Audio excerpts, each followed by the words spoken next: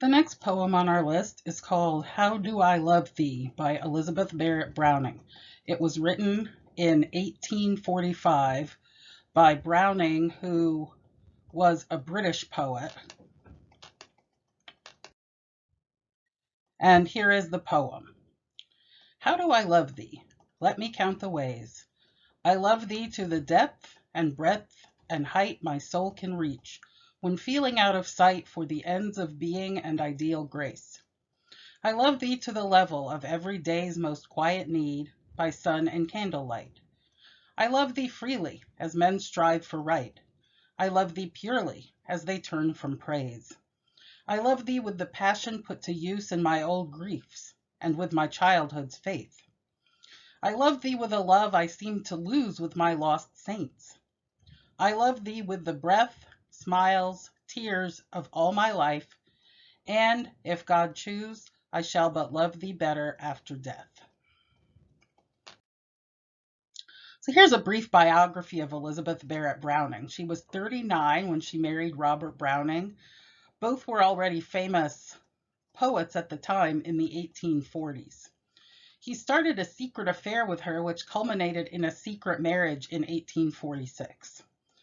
She eloped with Browning to Italy. Her strict father never forgave her. And this poem is one of 44 sonnets, many of which are love poems to her husband. And this poem is one of them. So a sonnet, we have not read a sonnet before. It's a certain type of poem with a very specific external form. Shakespeare popularized the sonnet in the late 1500s, but many writers since have written sonnets, and there are two different kinds of sonnets.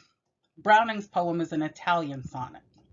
Sonnets are always one stanza, and they have 14 lines with a rhythm that is called iambic pentameter, meaning it has 10 syllables per line, with the stress on the second syllable as you read the poem. The rhyme in a sonnet is also regular. This sonnet has 14 lines with iambic pentameter, and the rhyme scheme of an Italian sonnet is A, B, B, A, B, B, A, C, D, C, D, C, D. And we see that although there are slant rhymes in the poem. Most are regular rhymes, but there are also slant rhymes with that particular format.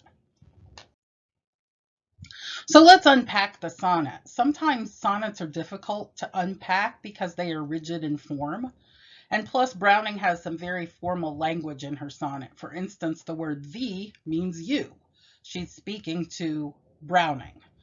And this poem has become not just a poem about her speaking to him, but it's a love poem for the ages. It describes and emotionally conveys with images the type of deep love, the romantic love that one can have for another. First, the speaker is counting the different ways she loves her lover. In this case, we know the speaker is Elizabeth Browning, and she is speaking to her lover, Robert. The poem was published before they were married. She says she loves him when she is, quote, feeling out of sight for the ends of being and ideal grace. What does this mean? I think it means, from her perspective, when I do not think I can see God after death, when I am mourning the loss of grace and perfection, feeling out of sight for grace. She says, I still love you.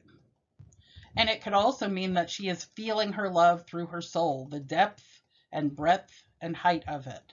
So it is an all-encompassing love. We also see from the words of being and ideal grace, particularly capitalized, that she's bringing religious faith into this poem, and we'll talk about that as we go along. So the next 4 lines, she loves him on a daily basis, both in the daylight and at night. Light is an important quality, of course, in these 2 lines, suggesting the dailiness of their love and how much she needs him. I love thee freely, purely. These words are important too. Freely, as men strive for right, in the same way that people strive to be moral. I love you. Purely, as they turn from praise, as people turn from God, from the praise of God. I still love you in that same way. And of course, one can also see praise as the idea that she loves him without the necessity of reward. She does not want praise from others for writing the poem or for loving someone. So the praise could have to do with turning from God and turning into him, or it could have to do with the depth of her love for him. In a secular format, she is writing it solely to him. Even though she did want this poem to be published, it was published in a book called Sonnets from the Portuguese. And both of them, as I mentioned in the biography, were already well published and well known poets in their time. So, two different meanings of the idea of free and pure and praise. Okay, so the final 6 lines. The first part of an Italian sonnet is divided into 8 lines. So it was A, B, B, A, B, B, A. The 4 lines, and then we have 6 lines. The final 6 lines then turn to her relationship to the Lord. In essence, her lover becomes God to her, and although she believes God himself still exists, her lover can substitute for God in a way. She can get lost in his love. She loves him with the passion of her, quote, old griefs, any old sadness she had, perhaps. She also loves him with the passion of her lost saints. She lost her very deep spirituality and relationship with religion, perhaps, and she regains it when she meets him. She loves him more than she loves God in a way, as he is real, here, and existent. You don't have faith. You don't have to have faith for this God because he exists. We know for certain he exists. One can also interpret the poem without thinking about religion. Faith in others and lost saints could be those she looked up to but who let her down in the past. Channeling the love for our childhood heroes, those like our parents, or even those who are celebrity-like but who are now only human to us.